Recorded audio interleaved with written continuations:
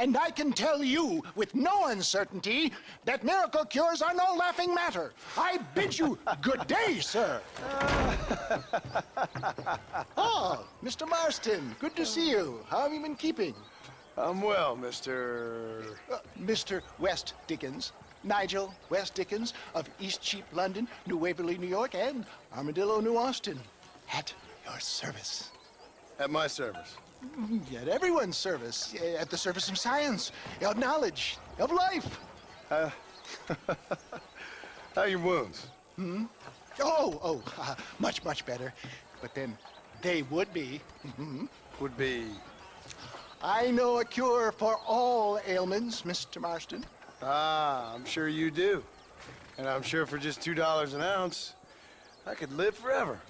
Oh, but for you, sir, I do a bulk discount rate of $1.95 an ounce, as long as you buy 100 ounces or more. That's a lot of immortality. Give it up, old man. That's Mr. West Dickens to you, boy. Give it up, old man. Listen, Marston, I'm broke, but this stuff is good. It works. I need a healthy young man like you. Come along, let's ride over to my newest customer at Ridgewood, and I'll explain while we go. Okay.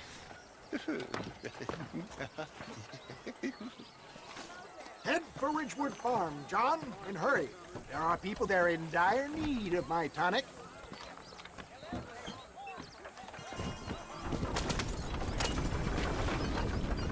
Well, hello there. I heard about you, Mr. West Dickens. And I about you, John Marston. Hoodwinking the weak, gullible out of their hard-earned money. Stay on the road! You're going to destroy the merchandise! My dear boy, it is you who is gullible, if I may be so bold, for heeding such ill-informed scuttlebutt. For the love of God, try to stay on the road! You're as full of wind as a horse with the colic.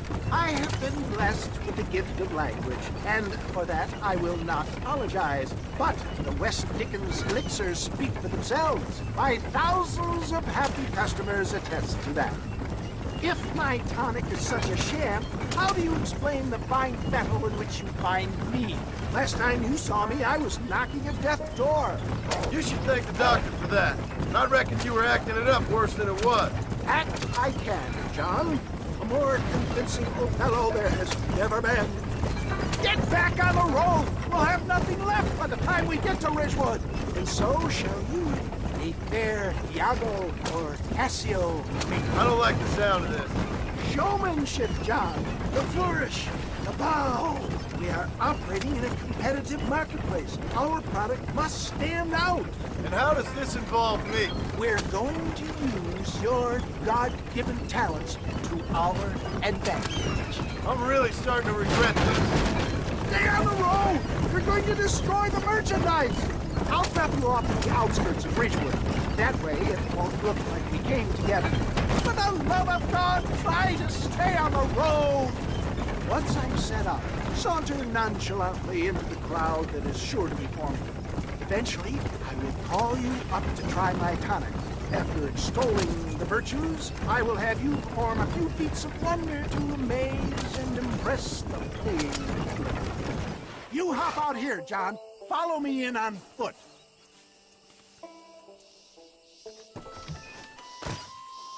I'll see you there. Be ready to enchant the...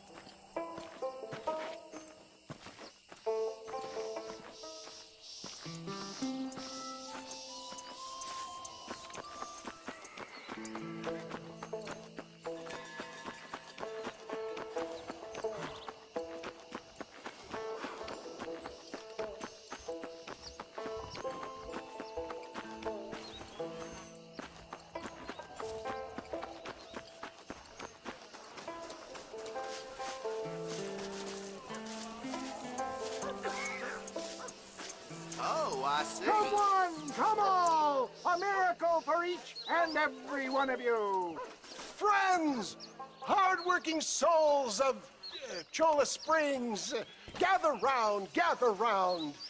Do you suffer from rheumatism, lumbago, acute chronic sciatic, neurologic or inflammatory pain? Well, I represent the only company that makes the genuine article that cures headaches, neuralgia, earache, toothaches, backache, swelling, sprains, sore chests, swelling of the throats, contracted cords and muscles, anxieties and ravaged nerves, stiff joints, wrenches, dislocations, cuts and bruises, and it adds vitality and vigor to the healthy man. But can you prove it, old man? Oh, I'm sure there's some customer here who could prove the qualities of it by taking a drink right now. You, sir, come up here. Step right up.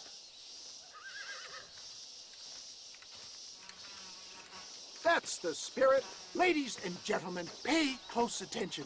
This poor, wretched volunteer, entirely unknown to me, will demonstrate the effects of Dr. West Dickens' own patent tonic. Be you a cowpoke or athlete, this miraculous elixir developed with the wisdom of the East keeps the muscles supple and relaxes the cords. It loosens the joints and gives a feeling of youth and vigor to the whole system. Not possible, I hear you say. Well, doubt no longer. Faith can move mountains, but I ask not for faith. I am a man of science, and today science will be vindicated. Your eyesight has greatly improved. Is that not so, friend? If you say so. That's right, it is. You heard him. What a good sport you are, sir. Now, gaze over yonder at that porch. If you squint, you may just be able to make out the skull that's hanging there. Go ahead, friend. Shoot that skull and demonstrate the miraculous eyesight you now possess.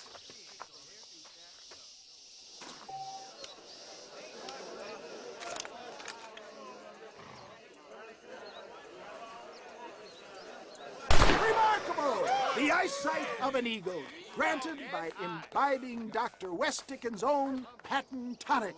Anybody can make that shot. This man is a fraud. If your eye's so damn sharp, why don't you try shooting my hat out of the air? My friends, our test case has been challenged to shoot a gentleman's hat out of the sky above our heads. You can fool these people, but you ain't fooling me. Right. Let's just see how sharp you is with a moving target. Get ready. He's about to throw it.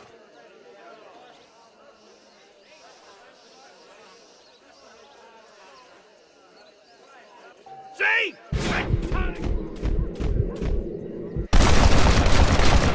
Have you ever seen such an eye? Behold the power of the elixir, plucked out of the sky. Hey! Hey! What?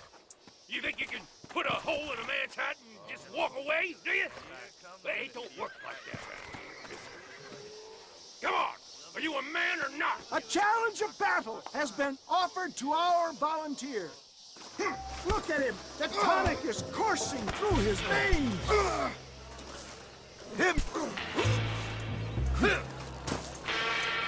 Ain't this fun? You put whiskey in that bottle, Dickens. You mess with the wrong fella. Perhaps he needs another dose. You're going down.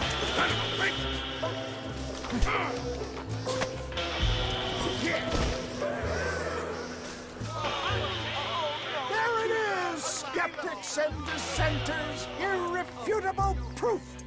Do not let this opportunity pass you by. Look, he's over there. Go get it. This ends now. Watch out, he's got a gun. Who the hell do you think you are? You ain't leaving here alive.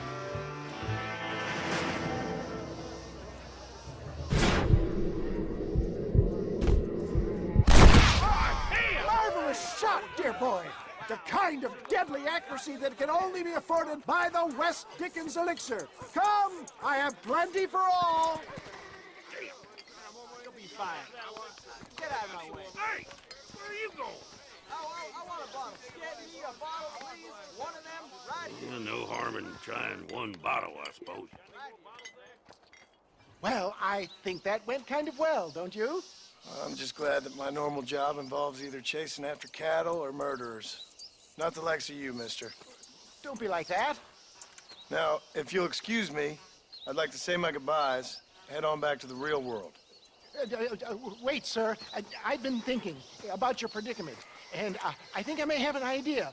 I've been thinking I could be your cunning Odysseus. Beware of the Greeks burying gifts, sir. Williamson had better beware. We will make them into Trojans. I don't rightly get you. I want you to go and see my old friend Seth. He can come across as a little curious, but I'm sure you two will get on. He's most often found at Coots Chapel. He's very devout. Why see him? Because between him and me, we can get those gates to open for you, and you can walk right in, just like in Homer's great Trojan yarn!